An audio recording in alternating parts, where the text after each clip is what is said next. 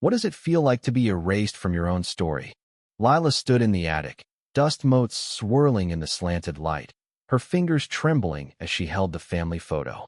The frame was heavy, its edges worn from years of being passed around at gatherings she was no longer invited to.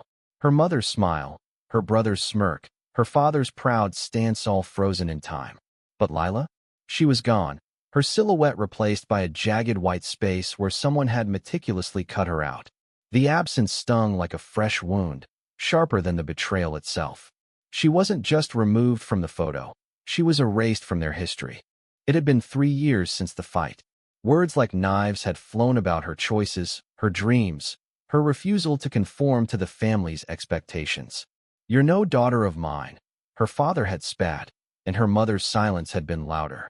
Her brother, always the peacemaker, had tried to mediate, but even he eventually turned away. Lila left that night, vowing never to look back. But the family photo, the one they'd taken at the lake house the summer before everything unraveled, haunted her. It was the last time they'd all been together, laughing, unbroken. Now it was a lie. She found the prints by accident, tucked away in a box at an estate sale. Dozens of them, discarded like old receipts. Her family's faces stared up at her, and that empty space where she should have been screamed louder than ever. Lila bought them all, every single print, for $20. The seller, an old man with kind eyes, asked if she was sure. "Oh, I'm sure," she said, her voice steady but her heart racing. She wasn't just buying paper, she was reclaiming her place. In the attic, Lila worked through the night. Scissors, glue, and a stack of her own photos became her weapons. She cut her face from old selfies, from moments of joy and defiance, graduation, her first art show.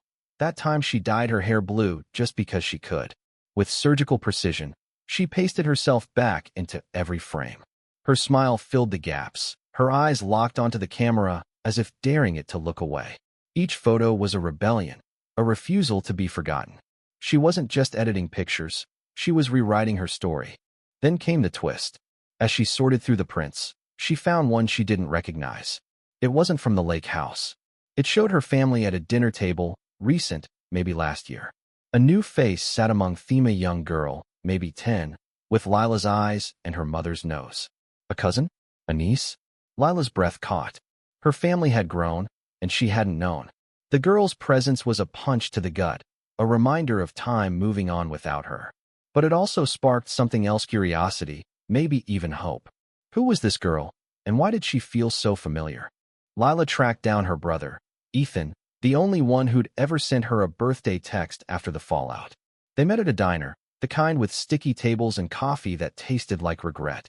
Ethan looked older, tired, but his eyes softened when he saw her. "That's Mia," he said, when she showed him the photo.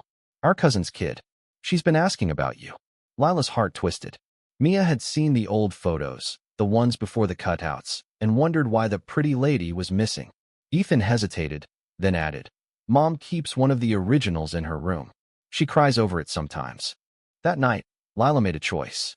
She mailed one of her altered photos to her mother, her face bold and unmissable in the frame. Tucked inside was a note. "I'm still here." She didn't expect a reply, but the act felt like freedom. She wasn't begging for forgiveness or approval. She was claiming her space, her worth. The photos, now scattered across her attic floor, were no longer wounds but trophies. Each one said, "I exist. I matter." Lila didn't know if her family would ever welcome her back. But as she looked at the girl in the new photo, Mia, with her curious eyes, she felt a spark of purpose. Maybe she'd reach out to Mia, tell her the stories the photos couldn't.